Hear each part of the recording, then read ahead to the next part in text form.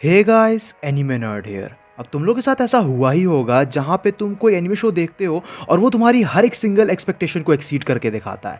मेरे साथ भी कुछ एनीमे के केसेस में ये चीज़ हो चुकी है and that's the best feeling ever.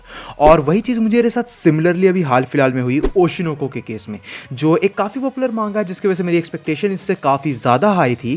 साथ ही साथ it's from the same author of Kaguya-sama which is another really good show.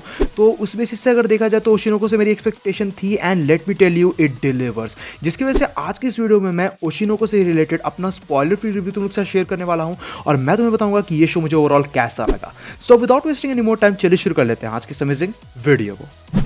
तो शुरुआत करते हैं ओशिनोको के बेसिक प्लॉट को जानते हुए। तो हमें इंट्रोड्यूस करा जाता है गोरो आमेमिया से, जो एक डॉक्टर है and he is also huge fan of Ai, जहां आई एक पॉप आइडल ग्रुप की मेंबर रहती है हु इज एक्सट्रीमली टैलेंटेड। अब एक काफ़ी सरप्राइजिंग चीज़ ये होती है कि आई एक्चुअली में उसी के हॉस्पिटल को विजिट करती है and that's where he find out that she is pregnant. अब इन सभी चीज़ों को प्रोसेस करने के बाद ही promises Ai to have a safe delivery. Although उसके बाद कुछ बहुत ही ज़्यादा सरप्राइजिंग चीज़ होती है that changes everything in the show. और वहीं से बेसिकली ओशिनोको का प्लॉट आगे प्रोग्रेस करता है, जहां ओशिनोको एक सीनन शोबिस ड्रामा एनीमे निकल के आता है with a little bit of supernatural aspect in it, जिसके सीजन 1 के अंदर हमें 11 एपिसोड्स देखने को मिले थे and let me tell you it was absolutely top tier. मैं बहुत ही ज्यादा इंप्रेस हुआ इसकी ब्रिलियंट राइटिंग से। Not only it manages to surpass your expectation but it gives you an insight on stuffs you aren't probably familiar with, और वही चीज ओशिनोको की मुझे बहुत ही ज्यादा स्ट्रांग लगी। नाउ जो इंटायर शोबिस का जॉनर है उसमें मैं कोई एक्सपर्ट नहीं हूँ। The only anime I have watched is perfect blue, और उस बेसिस से अगर देखा जाए तो उस लेवल की क्वालिटी में हर दूसरे शोबिस एनीमे से एक्सपेक्ट नहीं कर सकता, बट ओशिनोको काफी डिफरेंट निकल के आता है। It focuses more on stuffs like the struggle of artist, the toxicity of audience and the constant suffering a person has to go through in the entertainment industry. जो चीज मानो ना मानो रिलेटेबल निकल के आती है, specially for someone like me who has been making content online since 2018 and it was incredibly enjoyable. That's why now if you are not interested in that kind of stuff then maybe Oshi no Ko तुम्हारे लिए नहीं है, but अगर तुम entertainment industry का inside जानना चाहते हो तो ओशिनोको उस चीज़ को बहुत ही परफेक्टली शो करता है और उसे बहुत ही परफेक्टली कह सकते हो कि एग्जीक्यूट भी करता है, जो चीज़ इस शो की बहुत ही ज़्यादा बेहतरीन है। साथ ही साथ जो कैरेक्टर्स हमें देखने को मिले हैं ना, they are amazingly written.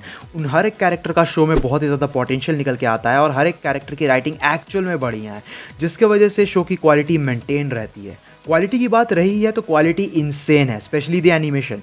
Now the anime is from Doga Kobo, जिन्होंने इससे पहले भी काफ़ी बेहतरीन शोज़ के ऊपर काम कर रखा है, लेकिन इस लेवल की क्वालिटी इनके और किसी शो में तुम्हें देखने को नहीं मिलेगी, जो चीज़ ओशिनोको को अनदर प्लस पॉइंट दे देती है। साथ ही साथ जो म्यूजिक हमें देखने को मिला है ओशिनोको के अंदर वो बहुत ही ज़्यादा अमेजिंग था। जो ओपनिंग सॉन्ग है वो एक्सेलेंट निकल के आता है, और जब भी कह सकते हो कि कोई एपिसोड एंड होता था और एंडिंग सॉन्ग स्टार्ट होता था तो वो चीज़ लिटरल गूज़बम्प दे देती थी, जिसकी वजह से म्यूजिक में तो कोई भी शिकायत नहीं रहेगी। जिसके साथ साथ अगर देखा जाए तो शो का एक मेन गोल है जो कह सकते हो कि हमें सेट करके दिखा दिया जाता है पहले एपिसोड के अंदर, but there are a lot of subplots revolving around that. और वही चीज़ इसकी मुझे इंटरेस्टिंग लगी, क्योंकि जो सब प्लॉट्स हैं वो एक्चुअल में इंटरेस्टिंग निकल के आते हैं, इंपॉर्टेंट निकल के आते हैं। बीच में तुम्हें शायद एक दो एपिसोड ऐसे देखने को मिल जाएं तो शायद तुम्हें बोरिंग लगे, but they are also important for the characters. और वही चीज़ अगेन इसकी राइटिंग को बखूबी दिखाता है, जिसकी वजह से शायद ये वाइल्ड हो सकता है कहना, बट एक्चुअली में मुझे ओशिनोको ऑलरेडी कागुया-सामा से ज़्यादा पसंद आ रहा है।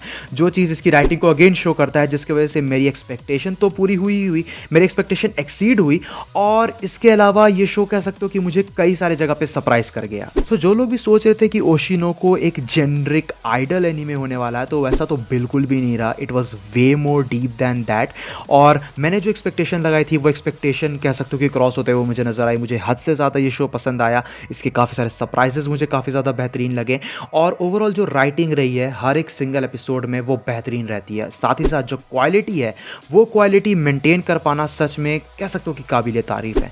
जिसके बाद कोई मेजर नेगेटिव फैक्टर तो निकल के नहीं आता है। एक दो एपिसोड बीच में थोड़े बोरिंग लगते हैं, but you can work on that. और उस बेसिस से अगर देखा जाए तो आखिर में बात रही ओशिनोको सीजन 1 से रिलेटेड मेरी रेटिंग्स की, तो मेरी रेटिंग्स रहेगी 9 आउट ऑफ 10 की। तुम्हें ये एनीमे डेफिनेटली चेकआउट करना चाहिए। If you are interested in something like that then ये तुम्हें डेफिनेटली पसंद आएगा। साथ ही साथ सीजन 2 ऑलरेडी अनाउंस हो गया है, which is another great thing, जिसकी वजह से मैं एक्सपेक्ट कर रहा हूं कि सीजन 2 में भी हमें यही बेहतरीन क्वालिटी देखने को मिले। सो गाइस ये थी वीडियो ओशिनोको से रिलेटेड। अगर तुमने ये शो देख लिया तो नीचे कमेंट सेक्शन में तुम लोग अपने ओपिनियंस मुझे बता सकते हो। बाकी वीडियो पसंद आए तो इस वीडियो को अपना थम्स अप देना, अपने दोस्तों के साथ शेयर करना, चैनल पे कहीं से भी अगर नया आए हो चैनल को जरूर से सब्सक्राइब भी कर लेना। मेरे इंस्टाग्राम का भी लिंक तुमको नीचे डिस्क्रिप्शन में ही मिल जाएगा। मैं मिलूंगा तुमसे ऐसे ही किसी नेक्स्ट वीडियो में। Till then bye, stay tuned, stay awesome.